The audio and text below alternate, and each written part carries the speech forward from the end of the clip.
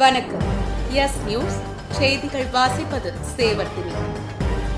திருப்போரூர் தொகுதிக்கு உட்பட்ட காணத்தூர் ரெட்டிக்குப்பம் பகுதியில் 43 லட்சம் ரூபாய் மதிப்பீட்டில் கட்டி முடிக்கப்பட்ட விளையாட்டு திடலை ஊராட்சி மன்ற தலைவர் துவக்கி வைத்து பொதுமக்கள் பயன்பாட்டிற்கு வழங்கினார்.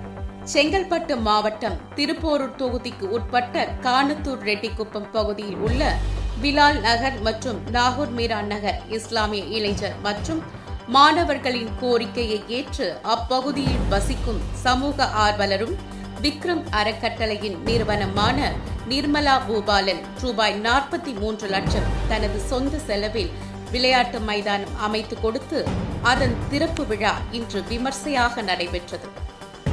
இதில் சிறப்பு அழைப்பாளராக காணத்தூர் ஊராட்சி மன்ற தலைவர் பள்ளி எட்டியப்பன் கலந்து கொண்டு விளையாட்டு பிள்ளை ரிப்பன் வெட்டி திறந்து வைத்து மக்கள் பயன்பாட்டிற்கு வழங்கினார். இதனைத் தொடர்ந்து கைப்பந்து போட்டியில் பங்கேற்று வெற்றி பெற்ற அணிகளுக்கு கோப்பையுடன் ஊக்கத்தொகையும் வழங்கப்பட்டது. இதில் திரளான பொதுமக்கள் கலந்து கொண்டனர்.